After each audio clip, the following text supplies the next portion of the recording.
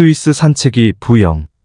1962년 3월 초 쥐리히의 유틀리 산에 나를 안내해준 어느 선량한 스위스의 한 가장은 눈에 덮인 쥐리히 시가를 가리키면서 이곳이 당신의 제2의 고향이 될지도 모릅니다. 라고 말했다.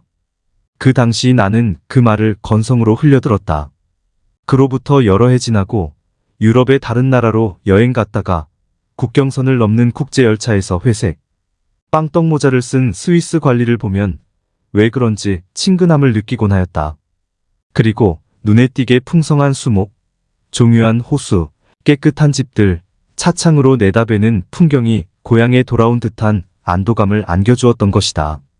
한 곳에 여러 해 살면 을에 정이 들게 마련인지 외국에 오래 살던 사람들은 다 자기가 살던 곳에 대해서 은근한 그리움과 애착을 가진다. 이러한 기분은 사실 비행기로 휙 날아와서 유명하다는 몽블랑이나 하루 이틀 동안에 보고 가는 여행객들은 이해할 수 없을 것이다. 유행이 날씨가 좋으면 스위스가 천국처럼 보였을 것이고 날씨도 나쁘고 불친절한 사람을 만나고 외로웠으면 또다시 오고 싶은 마음이 없어질 것이다. 그런 사람들은 초여름에 기막히도록 화창한 날씨를 즐기기 위해서 늦가을에서 겨울 동안 내내 흐리고 눈바람 치는 침울한 날씨를 얼마나 오래 견디어내야 하는지 모를 것이다. 짙은 안개가 끼는 11월과 12월 해발 900m 이상의 산으로 올라가면 안개구름 위로 맑은 하늘과 태양이 빛나고 있다는 사실을 모를 것이다. 이상스럽게도 유럽의 날씨는 카톨릭의 달력과 함께 움직인다. 어둡고 오랜 동면이 예수순환일을 전후하여 극에 달했다가 부활절 주간부터는 활짝 개기 시작한다.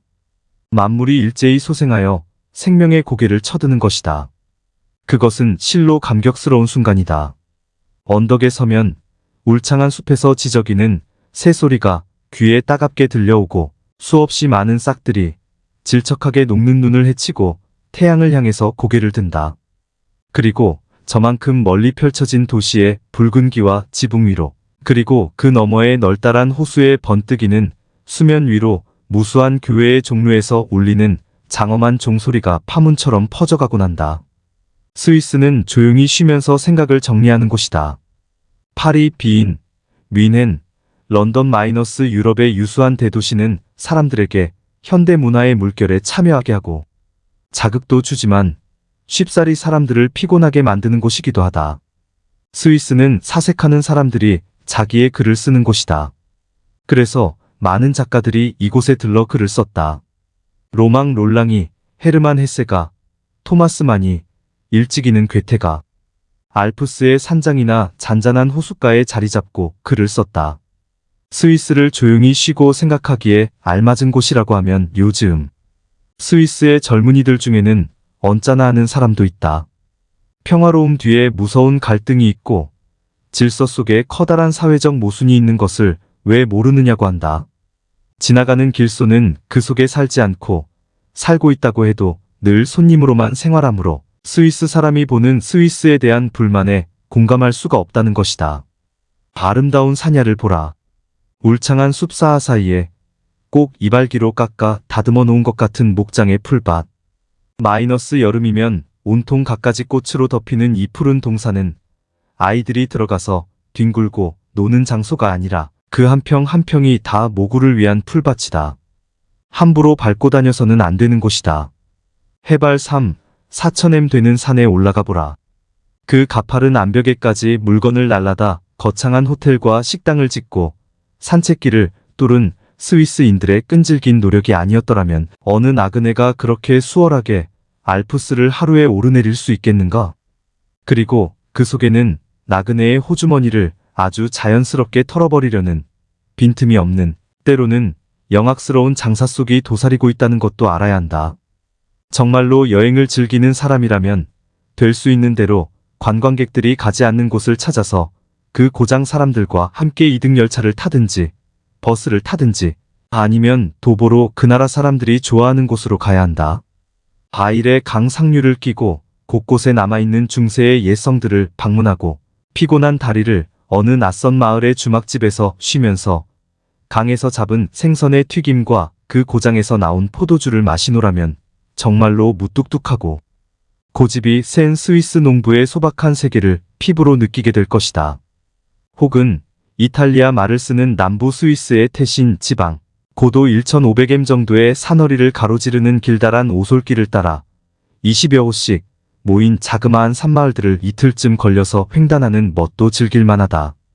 돌기와를 인 통나무집 창가에는 온통 붉은 제라늄이 화사하게 피어있고 어쩌다 들어간 자그마한 음식점은 나무 탁자와 의자가 네댓 개 놓여있는 주인집의 살림방이었는데 벽에는 카이젤 수염을 기른 한 노장군의 사진과 이 고장의 고유한 의상을 입고 단란하게 모여서 찍은 가족 사진들이 걸려있는 것이 꼭 우리나라 시골 어느 가게집의 안방 같았던 것이 생각난다. 이런 산마을 사람들은 아직도 소박하고 인정이 넘친다. 알프스는 오스트리아 남부의 독일 쪽을 약간 스쳐서 스위스를 가로질러 이탈리아, 북단과 프랑스 국경까지 걸쳐진 큰 산맥이다. 산덩어리가 워낙 커서 가보지 않으면 그 크기를 상상하기 어렵다. 스위스의 알프스는 너무나 잘 가꾸어져 있다. 호랑이는 물론 없고 곰을 잡은 지도 몇십 년이 되었으며 독사는 남쪽 알프스에 있다고 하지만 한 번도 본 적이 없다. 사냥이 금지되고 있는 국립공원에서 노루떼들이 산등성이를 넘어가는 것을 망원경으로 보았을 뿐이다. 그러니 아름답고 깨끗하고 편안하긴 하나 깊은 산속에서 맛볼 수 있는 그런 긴박감이 없는 것이 아쉬웠다. 너무나 모든 것이 잘 정리된 것이 지루해서 나는 가끔 보통 지도에 있는 길에서 약간 빠져나와 아무데로나 다녀보다가 혼난 적이 있다. 어떤 때에는 허리까지 차는 눈 속에서 헤매기도 하고 어떤 때에는 절벽 위에서 오도 가도 못하는 공경에 빠지기도 했는데 다행히 큰 변은 당하지 않았다. 그 뒤로는 지도에 나타나 있는 길만을 따라다녔다. 남알프스에 속하는 디아볼레짜 작은 마두기라는 이름의 산에서 자일도 아무것도 없이 빙하를 건너간 적이 있다. 눈이 발목까지 깔린 얼음판 위에 사람들의 발자국을 더듬어 첫 코호스는 비교적 쉽게 건넜는데 그 다음부터가 문제였다. 해는 이미 뉘엿뉘엿 서산에 기울기 시작하고 빙판 위에는 눈이 녹아 사람들이 지나간 자국이 하나도 보이지 않았다. 무서운 짐승은 없어도 알프스는 여기저기에 위험한 함정이 기다리고 있다. 그 중에 하나가 눈사태다. 7, 8년 전에는 국민학교 하나가 눈사태로 완전히 매몰되어서 가엾게도 어린이들이 많이 희생되었다 한다. 가파른 산에는 어디나 눈사태를 막기 위한 바리케이드 같은 철책들이 2중, 3중을 쳐져 있어서 아름다운 자연의 비정한 파괴력과 그것을 막으려는 인간의 투지가 엿보인다. 지나가는 사람이야 이 모든 각박한 인간의 사정을 외면해도 된다. 그림 엽서처럼 아름다운 스위스를 감탄하고 즐겼다 해서 부끄러울 것은 없다. 어쩌다 얻어타는 조그만 쇠줄에 달려 언덕을 오르내리는 소형 궤도차의 정거장에서 60이 넘은 늙은 차장이 고이 간직해 두었던 모이를 꺼내 몰아중얼거리며 땅바닥에 뿌리면 어디선가 예쁜 새들이 모여와서 모이를 먹고 가는 광경을 한 번쯤은 눈여겨볼 필요가 있다. 정년 퇴직으로 철도 근무를 마친 노인은 사설철도에서 일하며 새를 기르는 일과 언덕을 오르내리는 고객과 담소하는 것으로 하루에도 몇 차례 똑같은 궤도를 빙빙 도는 단조로운 생활을 달래고 있었다. 피어 발트시데터 중부 스위스의 유명한 경승지 옆에 자그마한 집을 가지고 있는 한 부인. 마이너스 아는 사람들이 호숫가의 아주머니라 이름 지은 이분의 집에는 강아지, 고양이, 오리, 닭 등의 동물 가족이 오붓하게 살고 있다. 이 집들에는 언덕 같은 조그만 자리가 있는데 거기서 이 아주머니가 소리를 지르면 새들이 날아와 그 손에서 모이를 쪼아먹는다. 이때 동물들은 이 아주머니와 한 식구가 된다. 인구가 는다고 불평을 하는 사람이 있지만 스위스 사람들은 아직도 우리가 겪는 오염하고는 거리가 먼 울창한 숲과 맑은 공기를 즐기고 있다. 언덕 위 숲 옆에 자리 잡은 나의 숙소에서도 가끔 지저귀는 새소리에 잠이 깨는 경우가 있었다.